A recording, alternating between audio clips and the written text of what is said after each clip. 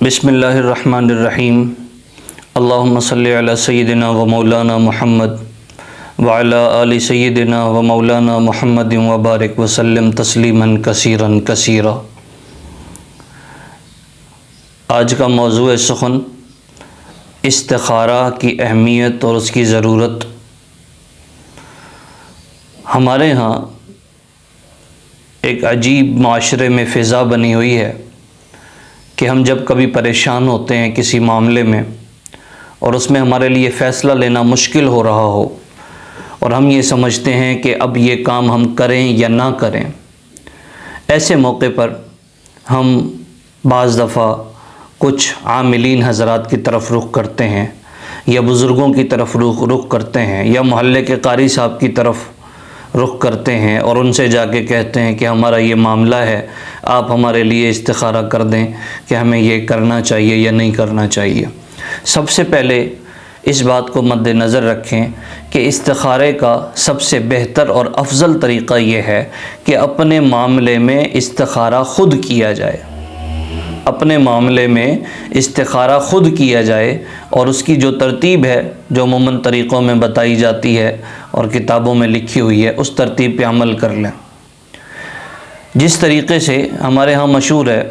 کہ استخارہ تو بڑا مشکل کام ہے، اس میں 2 رکعت نفل پڑھ کے آپ عشاء کی نماز کے بعد 2 رکعت نفل کا اہتمام کر کے صاف ستھرے کپڑے پہن کے اپنے آپ کو عطر لگا کے اپنے بستر پہ عطر چھڑک کے اور آپ اپنی دائیں طرف رخ کر کے سوتے ہیں۔ اس میں آپ نے کسی سے کلام نہیں کرنا، کسی سے بات نہیں کرنی، اور اپنے اس معاملے کو سوچتے رہنا ہے اور سوچتے سوچتے آپ نے سو جانا ہے۔ یہ طریقے عموماً بتائے جاتے ہیں، جبکہ اتنی تفصیل اور اتنا مشکل امر نہیں ہے۔ بہرحال استخارے کے طریقے کے متعلق انشاءاللہ پھر گفتگو ہوگی۔ استخارہ خیر کو طلب کرنا یہ مسنون عمل ہے، لیکن اس بات کو مد نظر رکھا جائے کہ استخارہ ہر معاملے میں نہیں کیا جاتا، بلکہ استخارہ اس وقت کیا جاتا ہے کہ جب آپ کے سامنے کوئی معاملہ ہو اور اس معاملے کے حوالے سے آپ شش و پنج کا شکار ہوں، شکوک کا شکار ہوں، شبہات کا شکار ہوں، آپ کے نظر میں یہ ہو کہ اب یہ کام کروں یا یہ کام کروں، مجھے یہ کرنا چاہیے یا یہ کرنا چاہیے۔ ایسے وقت میں جب آپ پریشان ہوں اور دونوں سائیڈیں آپ کے لحاظ سے ایکول ہوں، برابر ہوں کہ یہ بھی درست ہو سکتی ہے یہ بھی درست ہو سکتی ہے، دل کسی ایک بات پر مطمئن نہ ہوتا ہو تو اس معاملے میں استخارہ کیا جاتا ہے۔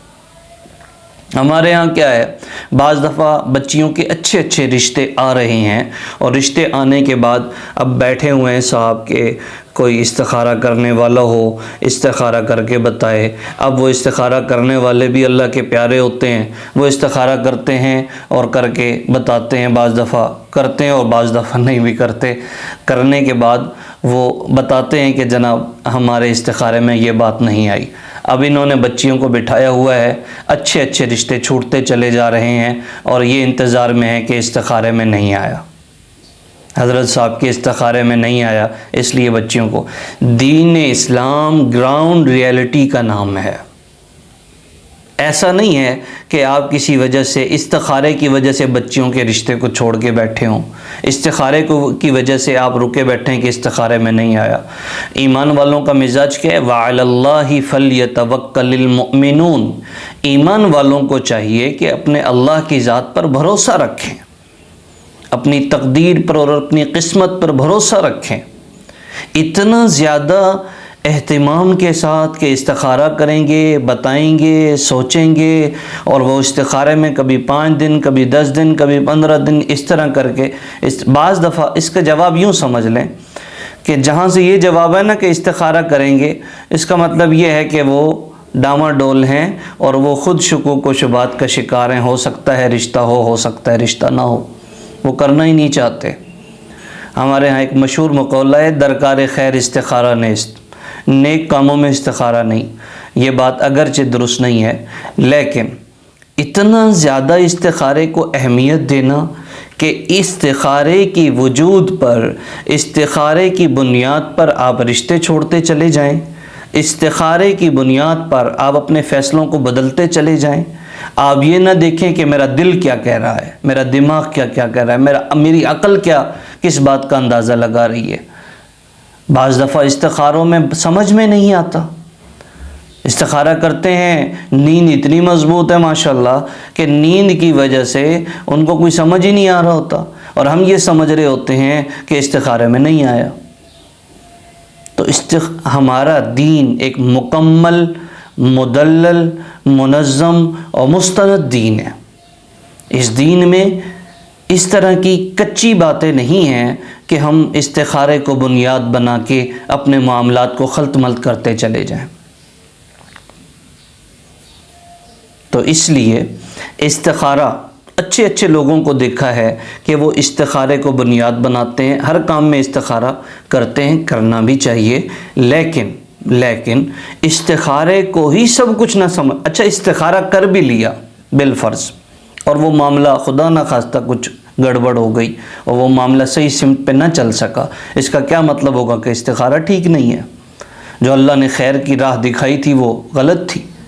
ہرگز ایسا نہیں ہے۔ لہٰذا اس کو بنیاد بنا کے اپنے ٹوٹلی نظام کو استخارے پہ چلائے جائے، یہ بالکل درست نہیں ہے، بلکہ اپنے معاملات کے اندر جہاں شکوک و شبہات ہوں، جہاں دو طرفہ معاملہ ہو اور دونوں طرفوں معاملات میں 50% دونوں طرف سائیڈوں کا نظام عقل میں آتی ہو، ایسے وقت میں آپ کسی ایک چیز کو فالو کرنا چاہتے ہوں، کسی ایک چیز کو اختیار کرنا چاہتے ہوں تو آپ استخارہ کرتے ہیں، اور بعض دفعہ استخارے میں کلیئر نہیں ہوتا لیکن آپ کا دل ایک چیز پر، غالب گمان ایک چیز پر آ جاتا ہے، اس پہ عمل کیا جائے۔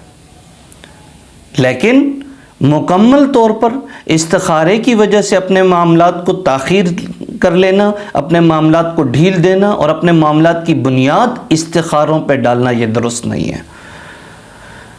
ایک صاحب کا سوال آیا کہ میں شادی کرنا چاہتا ہوں، مجھے استخارہ کرنا چاہیے کہ نہیں کرنا چاہیے؟ تو آپ شادی کرنا چاہتے ہیں، استخارہ میں نے عرض کیا اگر آپ کے پاس 2 4 5 1 2 آپشن ہو، اس صورت میں آپ فیصلہ کرتے ہیں کہ مجھے کیا کرنا ہے، ادھر کروں یا ادھر کروں، یہاں معاملہ ہو جائے یا معاملہ اس طرف ہو جائے، ایسی صورت میں آپ استخارہ کرتے ہیں اور استخارے کے بعد آپ کا ذہن، دماغ، قلب ایک طرف متوجہ ہوتا ہے اور آپ اس طرف چل پڑتے ہیں۔ لیکن استخارے کو مکمل طور پر بنیاد بنانا اور یہ سمجھنا کہ استخارہ کروں اور پھر ابھی کلیئر نہیں ہوا، 3 دن کیا، 5 دن کیا، 7 دن کیا، کچھ سمجھ نہیں آ رہا، تو اتنا معاملات کو تاخیر کر لینا، معاملات کو ڈھیل دینا استخارے کی بنیاد پہ، یہ بھی درست نہیں ہے۔ السلام علیکم۔